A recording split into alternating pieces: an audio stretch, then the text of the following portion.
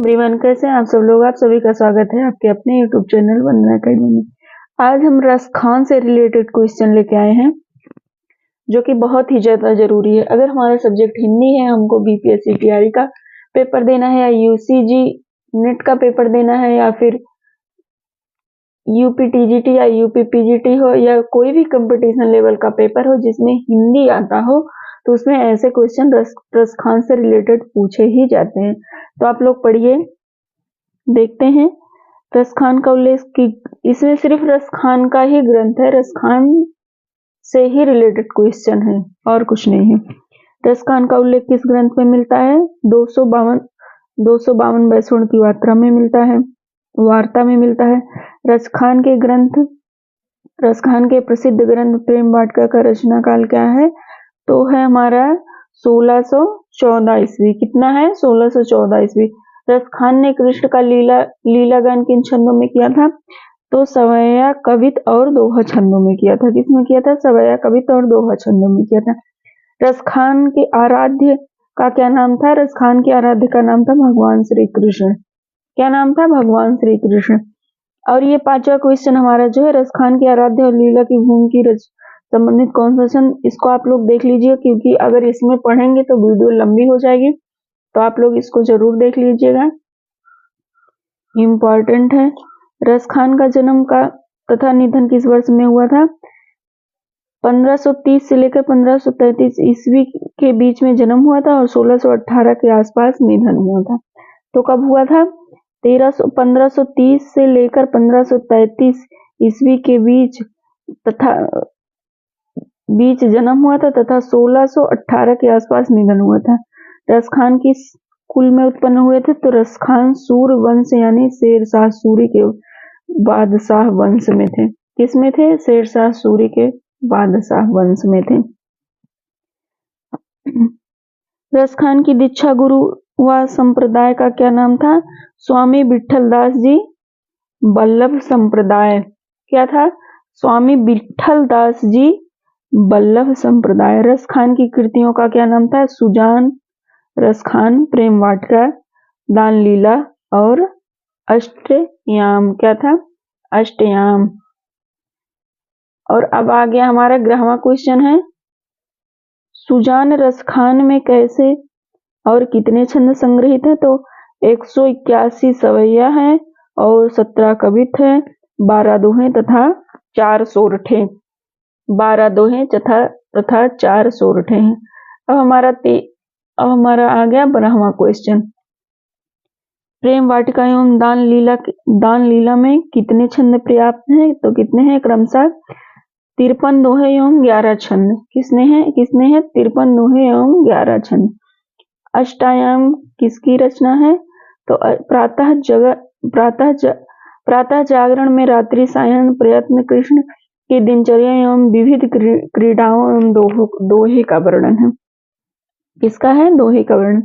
रस खान जैसे भाव भीने, सुभक्त, सुमानुष मुसलमानों के लिए भारतेंदु हरिश्चंद्र जी की क्या उक्तियां थे?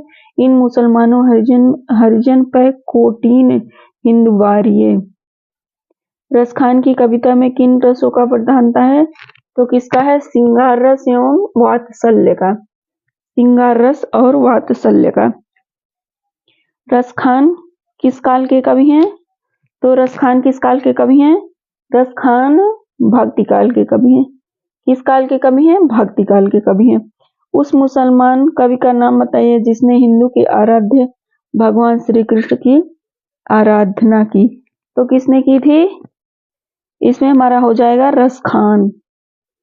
क्या हो जाएगा? रस खान। रस खान ने मुसलमान होके हिंदुओं की आराधना की थी भगवान।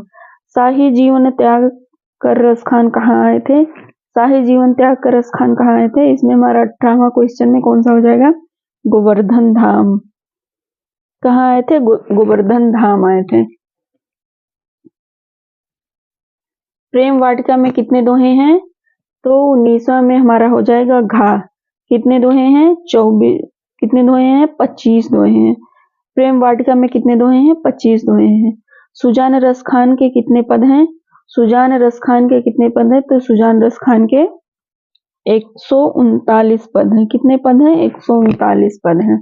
सुजान रस खान के 139 पद हैं। रस खान का वास्तविक नाम क्या था? रस खान का वास्तविक नाम क्या था? हमारा 21वां क्वेश्चन है। रस खान का वास्तविक नाम था सैयद इब्राहिम।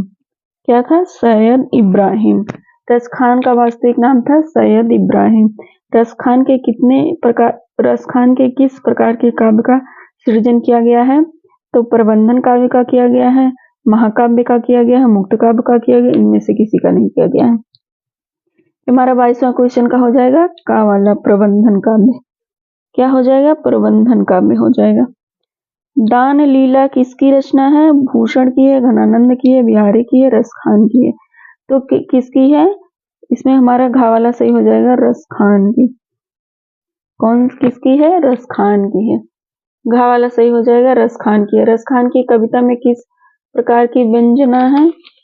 रस खान की कविता में किस प्रकार की व्यंजना है? तो देखेंगे इसमें रस खान की कविता में किस श्रृंगार रस का, हास्य रस का, करुण रस का और शांत रस का। तो ये हमारा 24वां क्वेश्चन है। इसमें हमारा हो जाएगा श्रृंगार रस का। किसका हो जाएगा? श्रृंगार रस का। रस खान किस भाषा के कवि हैं? ब्रज भाषा के, अवधी भाषा के। अवधि और ब्रज दोनों के उपयुक्त में से कोई नहीं। तो किसके हैं? तो इसमें हमारा का वाला सही हो जाएगा ब्रज भाषा के कवि हैं। किसके हैं? ब्रज भाषा के कवि हैं। दूर भरे अति शोभित श्याम जो तैसी बनी सिर सुंदर चोटी। किसकी पंक्ति है? ये किसकी पंक्ति है? हमारी 26 वाली किसकी पंक्ति है? 26 में हमारा कौन सा सही हो जाएगा? गा वाला सही हो जाएगा। रस खान का है, गा वाला सही। मानुष है तो वही रस खान, बसे संग गोकुल गांव के ग्वार में। किस भाव की व्यंजना है? तो इसमें किस भाव की व्यंजना की गई है? 27वें में आराध्य लीला भूमि के प्रति प्रेम भाव की, अपनी जन्मभूमि के प्रति प्रेम भाव की, दूसरे की जन्मभूमि की प्रति प्रेम भाव की, उपयुक्त में से कोई नहीं। तो इसमें हमारा का वाला सही हो जाएगा आराध्य की लीला के प्रति प्रेम भाव की। वे रस खान प्रेम और श्रृंगार के कवि हैं, अतः उन्हें अपने विषय के अनुरूप सवैया कविता एवं दोहा छंद के काव्य रचना के माध्यम के रूप में चुना जाता है। तो किस रूप में चुना जाता है? तो इसमें हमारा कौन सा सही हो जाएगा? इसमें हमारा गा वाला सही हो जाएगा। आचार्य रामचंद्र शुक्ल, आचार्य हजारी प्रसाद द्विवेदी, नागेंद्र और विश्वनाथ त्रिपाठी। तो कौन सा सही हो जाएगा? गा वाला डॉक्टर नागेंद्र। स्वच्छंदवादी काव्यधारा के प्रवर्तक कौन है? स्वच्छंदवादी काव्यधारा के प्रवर्तक कौन है? तो काव्यधारा के प्रवर्तकवादी कौन है? 29वें क्वेश्चन का हमारा कौन सा सही हो जाएगा? जयशंकर प्रसाद, रस खान, भूषण। तो इसमें उपयुक्त कोई नहीं। तो इसमें से कौन सा सही हो जाएगा? रस खान। रस खान के छंदों का प्रयोग किया गया है। तो किसमें किया गया? रस खान के छंदों का प्रयोग, रस खान के छंदों का प्रयोग किया गया है। रस खान के छंदों का प्रयोग किया गया है। तो इसमें हो जाएगा दोहा, कविता और सवैया, चौथा। तो बस इतना ही। और लेखक के क्वेश्चन हम लेके आएंगे आप सबके लिए। तो आप लोग मेरे चैनल को सब्सक्राइब कीजिएगा और वीडियो को लाइक कीजिएगा।